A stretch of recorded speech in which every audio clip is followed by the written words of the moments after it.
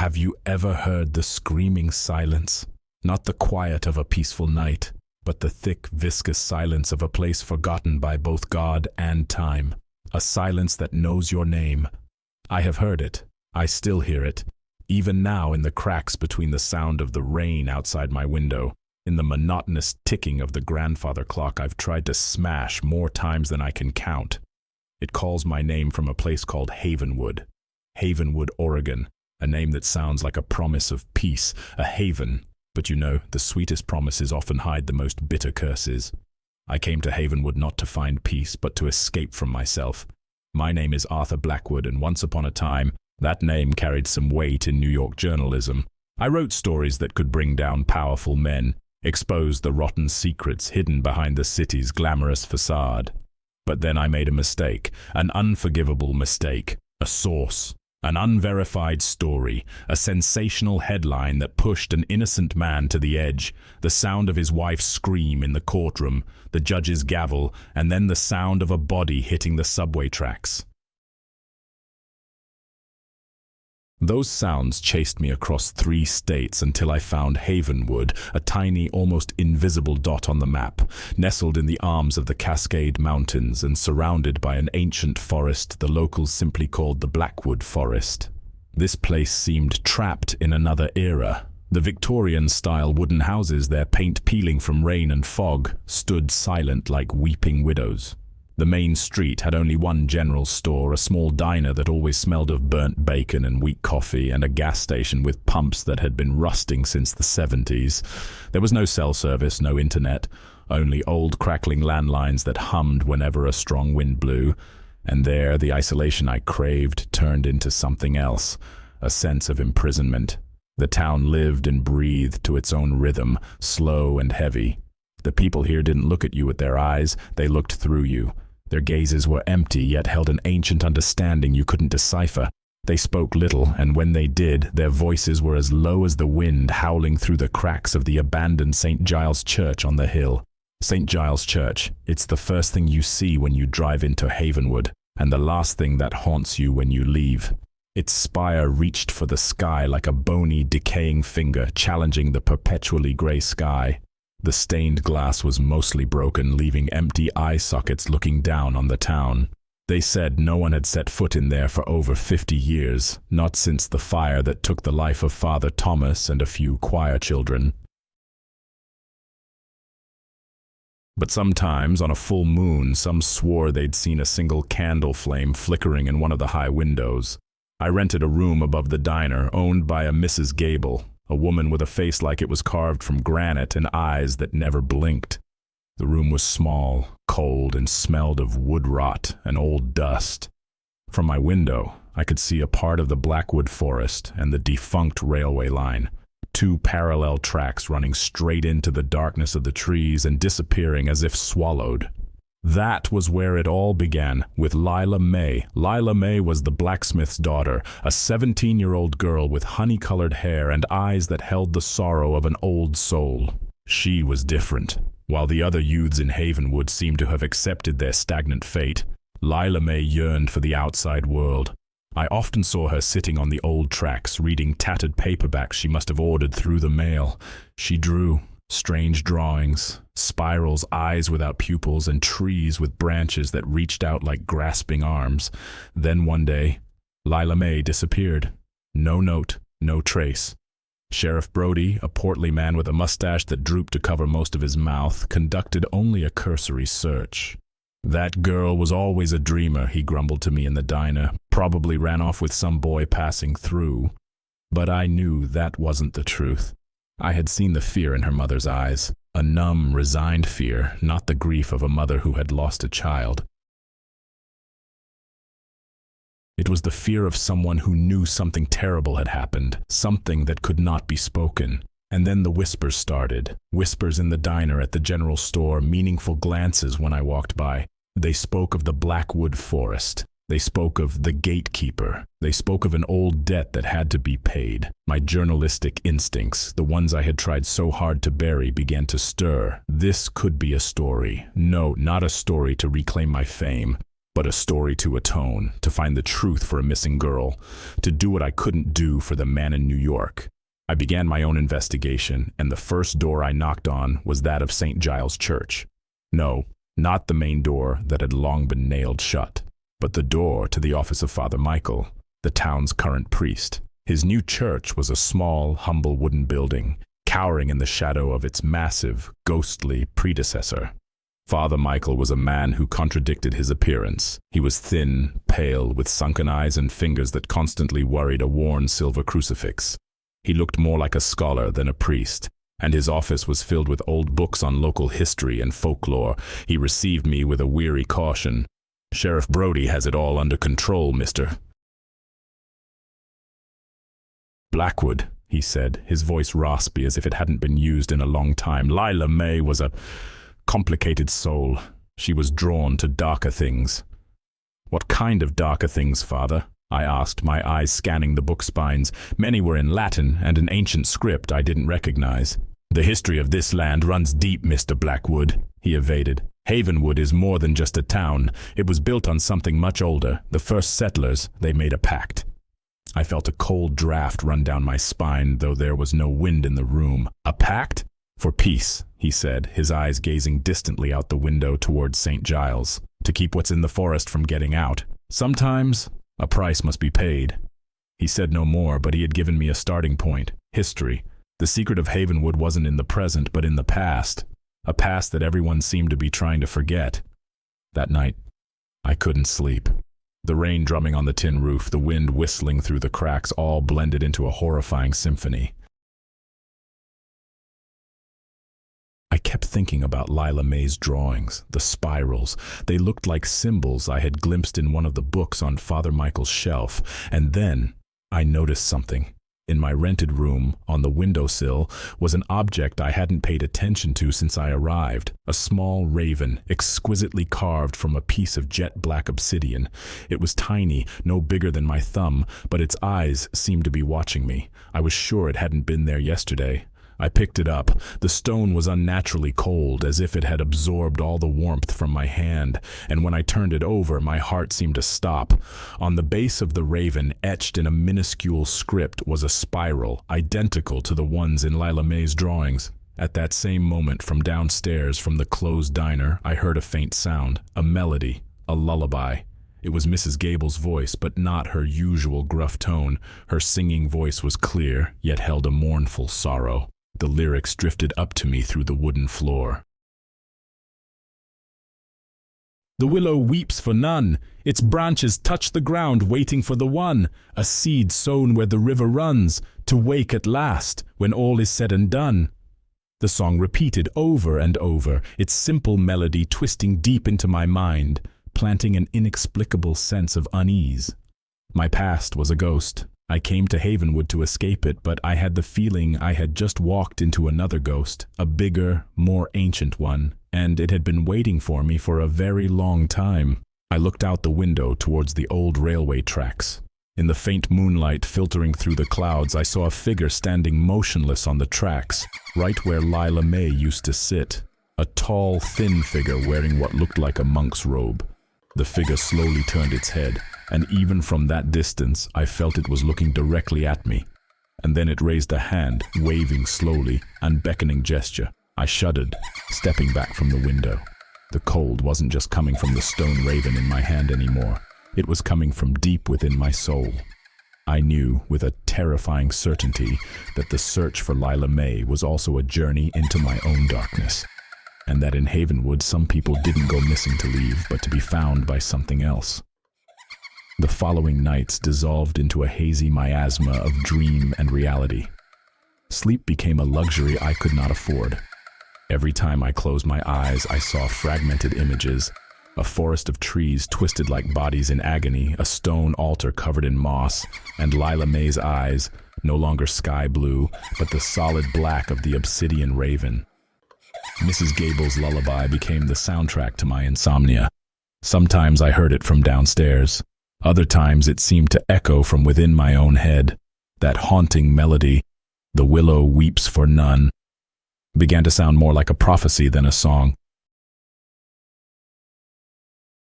I started noticing the stone ravens everywhere, one on the steps of the general store, another placed carefully on an unmarked grave in the small cemetery behind the new church.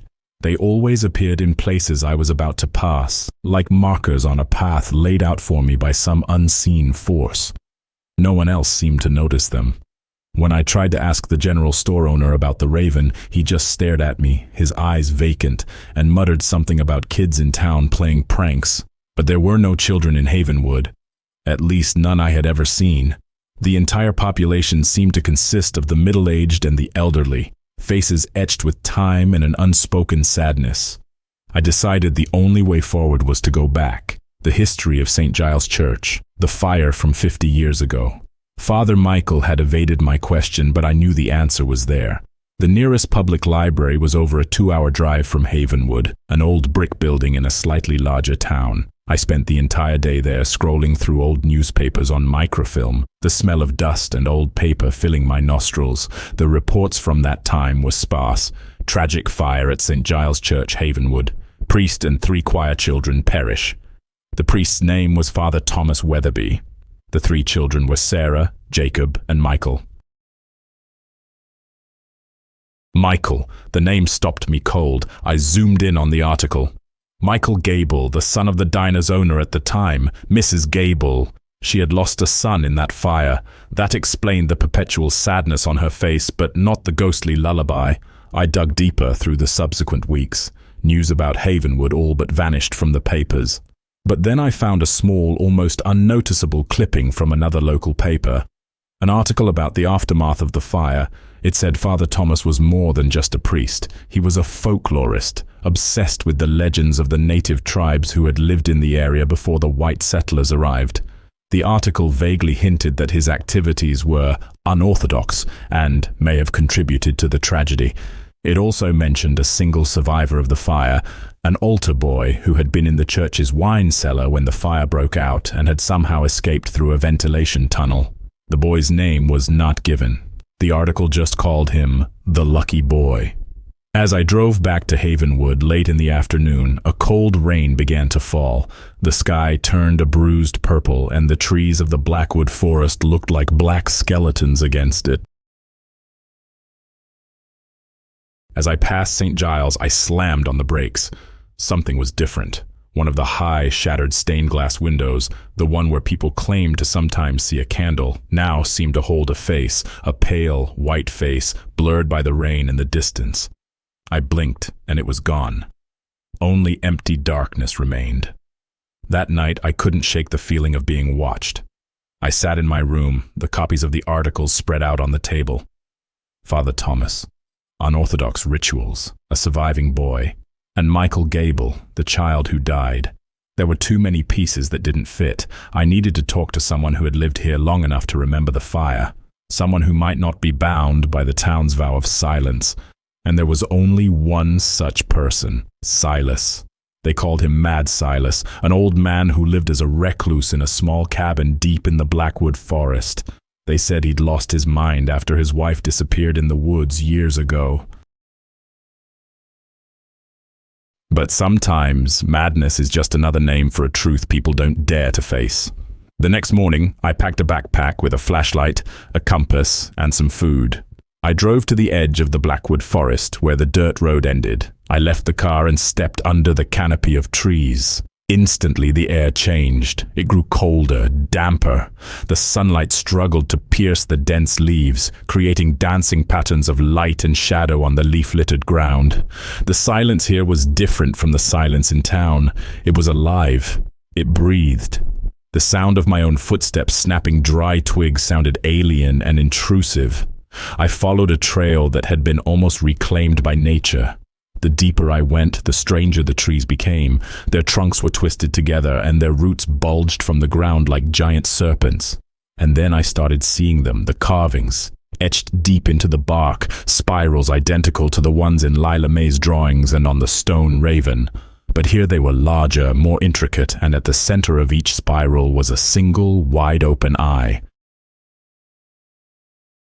As if the entire forest was watching me, After about an hour's walk, I found Silas's cabin. It was small, leaning, built from scavenged wood and metal. Smoke curled from a stone chimney.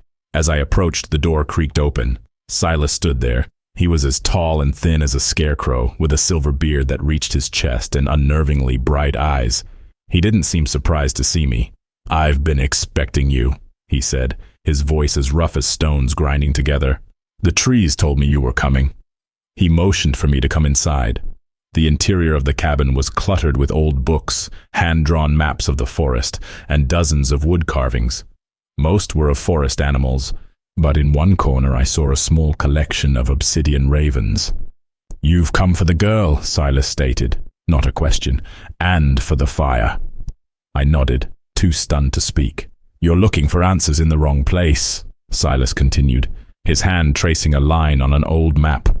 "The truth isn't on the ground. It's under it, under the old church. Father Thomas didn't die in the fire. The fire was set to hide what he found." "What did he find?" I asked, my voice barely a whisper. Silas turned to look at me, and for a moment the light in his eyes dimmed, replaced by a profound terror. "A gate," he said, and he tried to open it. "The children, they weren't victims. They were keys." My heart hammered against my ribs. "And the surviving boy, the altar boy?" Silas's eyes narrowed. "That boy saw everything. He ran, but no one ever really runs from this place. The town changed him. It gave him a new name, a new part to play." He stepped closer, and I could smell the damp earth and decaying leaves on his clothes. "Do you know why they call me Mad Silas, Mr. Blackwood? Because I remember my wife's face as the forest took her, and I remember that boy's name. The boy who grew up to be our new priest, Michael, Father Michael." The boy who survived the fire wasn't Michael Gable, it was the current priest. Father Michael had lied to me. He was the witness to whatever had happened in St. Giles all those years ago. Before I could process this, Silas pressed something into my hand. It was a rusty iron key. "The old church has a secret entrance at the back in the ruined garden. It leads down to the crypts. Go find Father Thomas's journal. It's hidden there, but be careful." He leaned close to my ear, and his words were ice. "The thing he woke is still down there, and it's hungry." I left Silas's cabin, my mind reeling. Everything I thought I knew about Havenwood was an elaborate lie. Father Michael, the man I had trusted, was at the center of the mystery. By the time I reached the edge of the forest, dusk had fallen. I looked up at the hill where St. Giles stood silhouetted against a blood-red sky. I knew I had to go in. Silas's key felt heavy in my pocket, not just from the weight of the metal, but from the weight of the secrets it promised to unlock. That night, in my dreams, the lullaby returned, but this time the words were different. "The willow weeps for none. Its roots hold fast. A new shape has begun. The one who comes, the debt undone, to open wide the gate till light is none." When I woke, drenched in sweat, I saw a new obsidian raven on the windowsill next to the first one. But this one was different. A single drop of dark red, like dried blood, stained one of its eyes. It was a warning, or perhaps an invitation to the place where everything would be revealed. The night sky was cloudless, but there were no stars. Just a solid, empty vault of black, as if someone had draped the universe in thick velvet. The faint, pallid moonlight was just enough to illuminate the crooked silhouette of St. Giles Church, a mass darker than the night that enveloped it. I swallowed hard. The freezing air carried the smell of damp stone and oblivion.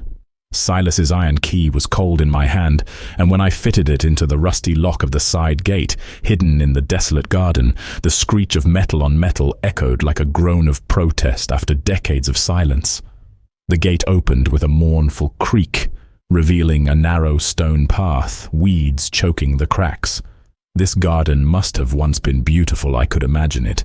Now only thorny rose bushes remained, their gaunt branches reaching out like pleading arms, and a headless stone angel, its body covered in green moss like a funeral shroud. The entrance Silas mentioned was a thick oak door, half sunk into the ground, looking more like the entrance to a crypt than a part of the church. The lock here was larger and older, but Silas's key fit perfectly. With a hard shove, the heavy door swung open, blasting me with a gust of stagnant, cold air that smelled of damp earth, mildew, and something else. A sickly, sweet smell, like rotting flowers. I switched on my flashlight. The beam cut a trembling path through the thick darkness, revealing a stone spiral staircase leading straight down. Every step I took on the stairs echoed in the silence, multiplying into many other footsteps, as if an invisible procession were following me. The deeper I went, the more the cold seeped into my bones. The stone walls were damp and slimy to the touch, and I could hear the sound of dripping water somewhere in the darkness, a monotonous, mournful sound like a clock counting down to some terrible event. The staircase ended in a long corridor, flanked by deep alcoves where stone coffins lay in centuries of dust. This was the church crypt, the final resting place for the priests and powerful families who had founded Havenwood. My flashlight beam slid across the names carved in stone, names faded by time. Weatherby, Gable, Thorne. The name Gable made me pause. Perhaps this was the resting place of the diner owner's family, and perhaps somewhere in here was the empty tomb of her son, Michael. I shuddered, trying to banish the thought, and moved deeper. I was looking for Father Thomas's journal. Silas said it was hidden here, but where? A place like this had 100 places to hide a book. I began a systematic search, shining my light into every alcove, tapping on the stone lids of the coffins, looking for a loose stone or a secret mechanism. Time passed in the suffocating silence, broken only by my own breathing and the steady drip of water. And then, I heard another sound, very faint, a whisper. It seemed to come from all directions at once, a weak female voice singing a familiar tune. The willow weeps for none.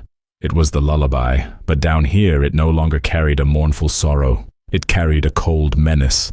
The melody was distorted, stretched out grotesquely as if played on a broken old record player. I swept my flashlight frantically across the corridor. There was no one, only shadows dancing to my light.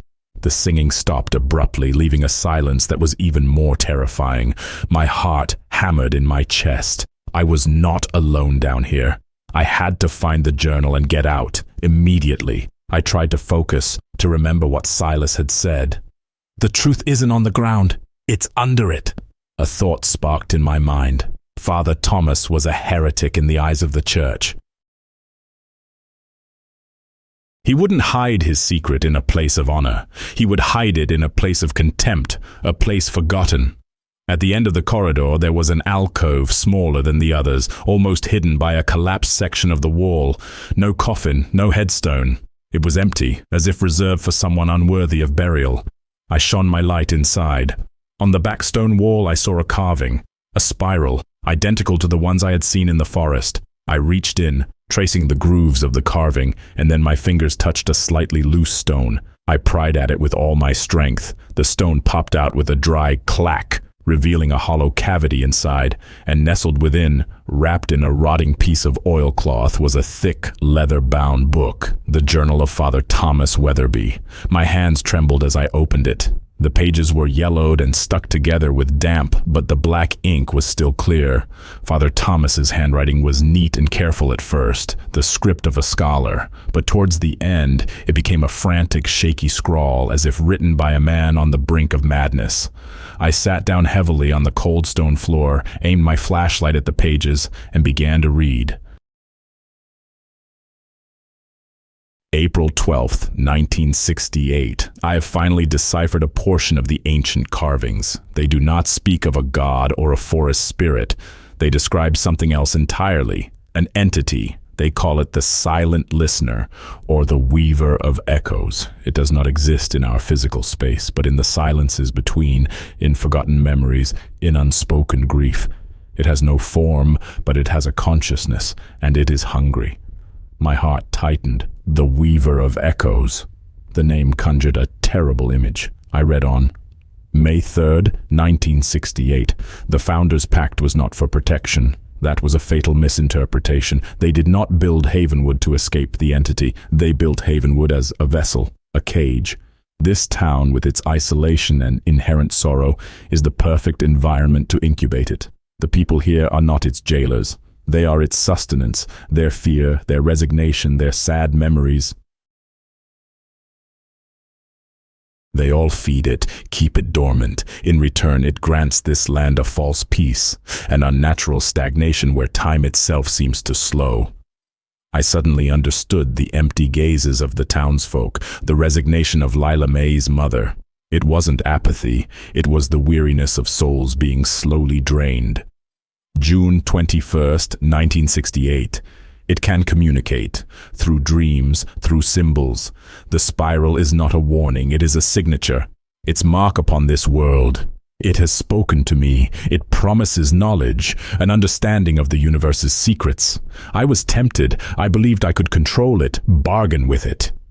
I flipped through several pages, the handwriting growing more frantic. July 15th, 1968. An offering. It demands an offering. Not blood, not life in the way we understand it. It needs keys, young, pure souls, full of yearning, full of dreams. Those souls, when sacrificed in a special ritual, become anchors, allowing it to root itself deeper into our world. It has chosen them, Sarah, Jacob, and Michael Gable. Their voices, their innocence, they are the perfect keys. My flashlight wavered. Michael Gable. So Mrs. Gable didn't just lose a son, her son was chosen to become something monstrous. July 29th, 1968. I was wrong. Oh God, I was so terribly wrong. I cannot control it. It deceived me. It does not want to be rooted. It wants to be freed. The gate it wants me to open is not for it to enter. It is for our world to be pulled into its void. The ritual is not a sacrifice, it is a merging. It will consume Havenwood and then everything else. I cannot let that happen. I must close the gate. Permanently. The last page held only a few scrawled lines, blurred by what might have been tears or water. July 30th, 1968. There is only one way. Fire will cleanse. I must destroy the artifacts. Destroy this church, which has become its heart, and I must destroy the keys. God forgive me, the children. They are so innocent, but it is better for them to die in God's fire than to become puppets for the weaver. I will lead them to the cellar, under the guise of a game. The fire will start from above. It will look like an accident. Only one other knows the truth. The altar boy. The boy I tried to protect. I told him to hide in the wine cellar. May he escape. May he run far from this cursed place. The journal ended there. I sat motionless in the dark, the truth colder and more terrible than any ghost I could have imagined. Father Thomas wasn't a murderer. He was a tragic hero. He burned the church to save the world. And Father Michael, he was that boy. The boy who saw everything. He had lived with this secret for 50 years, and he had lied to me. Suddenly my flashlight died. Absolute darkness swallowed me, a silence so heavy, so thick I could feel it pressing on my eardrums. And in that silence I heard it. A scratching sound. A slow, soft scratching on the stone right behind me. I held my breath, my body frozen in fear. The scratching stopped. It was replaced by a whisper right next to my ear, a voice that was at once a young girl's, an old woman's, and the rustling of leaves. "You found the book." "Arthur." It knew my name. Lila May liked to read too, the voice whispered. She read everything, and she understood. She didn't want to be trapped. She wanted to be free. She wanted to weave her own story. I scrambled to my feet with every ounce of strength I had and ran. I didn't need the flashlight. Terror was my torch. I bolted through the black corridor, my footsteps echoing madly. The whispering voice chuckled behind me, an unearthly sound that reverberated in my skull. I stumbled on the stairs, scraping my hands and knees, but I didn't dare stop. I scrambled up the last few steps, bursting through the cellar door and collapsing onto the damp grass of the garden. I gulped the fresh night air, which, though still cold, was at least real. I was out. But when I raised my head, my heart stopped beating once more. Standing there among the thorny rose bushes under the silver moon was a figure, Father Michael. He didn't look surprised to see me. He just stood there, his thin face etched with an endless weariness, his hand still worrying the silver crucifix. "I knew you'd come here," he said, his voice terrifyingly calm.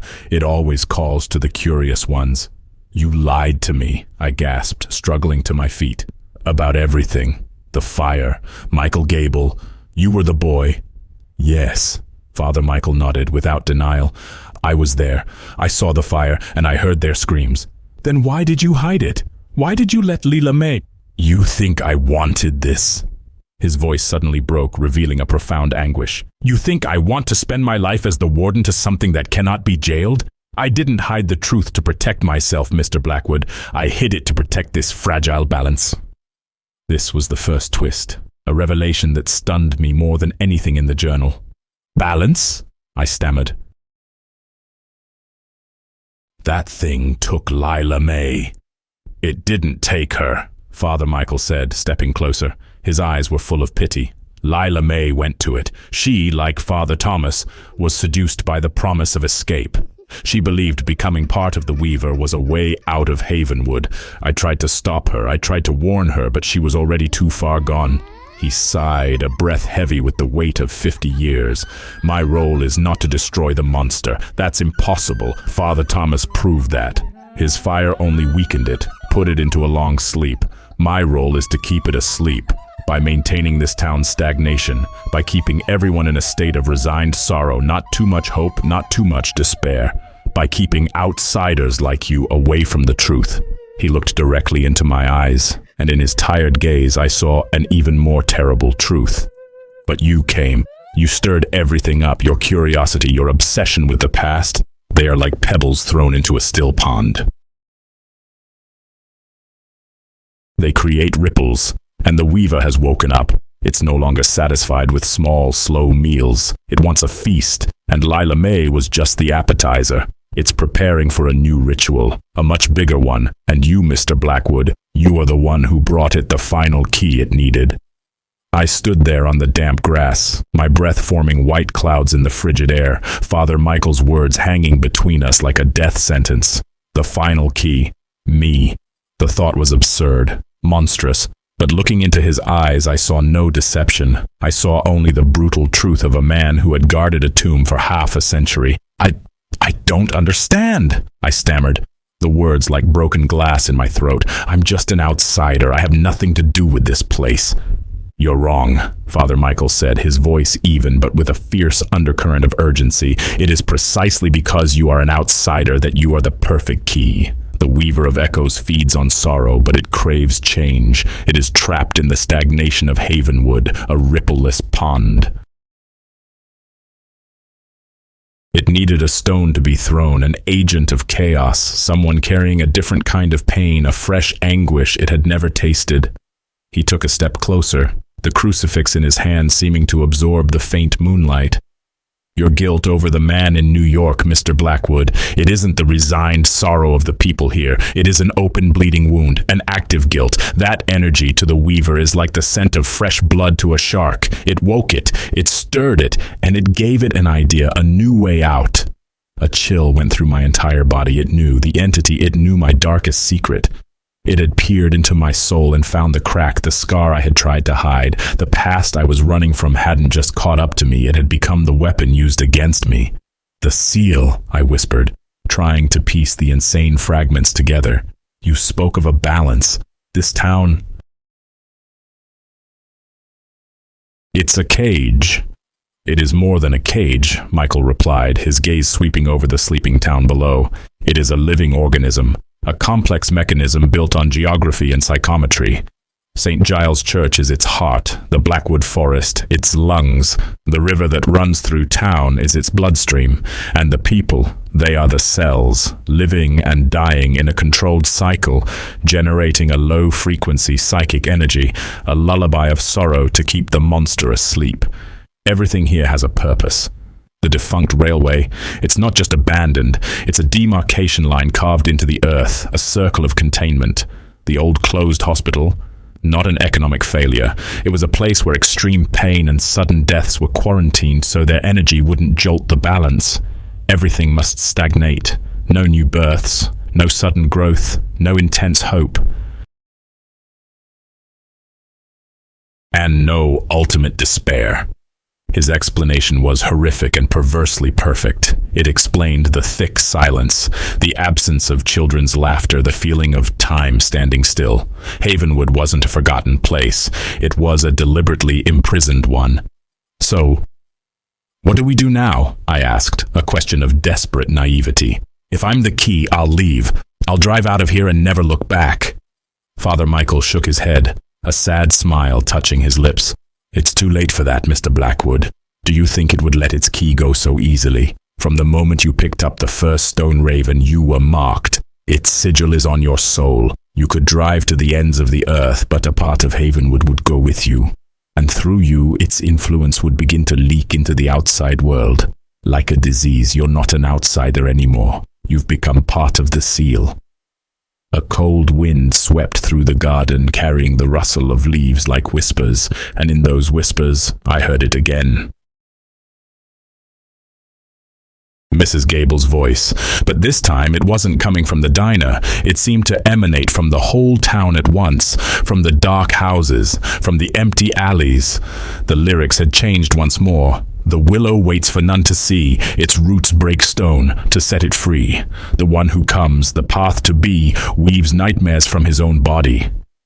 It's getting stronger, Michael said, his voice tense. It's using you to amplify its call. It's waking the others. The others? Mrs. Gable, he said, his face etched with pain. She never truly accepted Michael's death. For 50 years she's lived with a hole in her heart. Now the Weaver is filling that hole with false promises. It whispers to her that her son isn't dead, that he's only sleeping and she can wake him. It's turning a mother's grief into its tool. I looked down at the town. In a few windows, faint lights were beginning to glow. Shadows moved slowly behind curtains like puppets being awakened. We have to stop them, I said, my instincts for action kicking in. We have to tell them the truth. The truth? Michael scoffed, a bitter sound. What truth? That they've lived their entire lives as livestock on a psychic farm, that their sorrow is just food for a cosmic horror. The truth won't free them. It will push them into ultimate despair. And that is exactly the jolt of powerful energy the Weaver needs to shatter the seal completely. It was a trap, a moral checkmate. To act was wrong. To not act was also wrong. Saving people might mean destroying them. I was caught between two impossible choices. So what do we do? I repeated, my voice almost a plea. Do we stand here and watch it consume them all? Father Michael's gaze hardened, becoming as cold as steel. There is a third option, one that Father Thomas didn't dare to take. He tried to destroy the monster's heart, but he was wrong. You cannot kill something that exists in the void. You can only reinforce its cage. How do we reinforce it? The seal is fed by stagnation and low-level sorrow, he explained, his voice slow and deliberate, as if reading a verdict. Your arrival broke that. To restore the balance, we need an event that will crush all hope, all curiosity, and plunge this town back into a deep sleep for decades to come. We need a new tragedy. I stared at him, horrified. A new tragedy? Are you talking about murder? I'm talking about sacrifice, he corrected. But there was no holiness in his eyes. Only a cold resolve. If one person, someone carrying the chaotic energy of the outside world, were to suddenly disappear, if that person were blamed for some terrible, horrific event before vanishing, the resulting fear and loss would be a powerful sedative for the Weaver. It would feed on it for a very long time. The silence would return, the seal would be mended, and the world would be safe.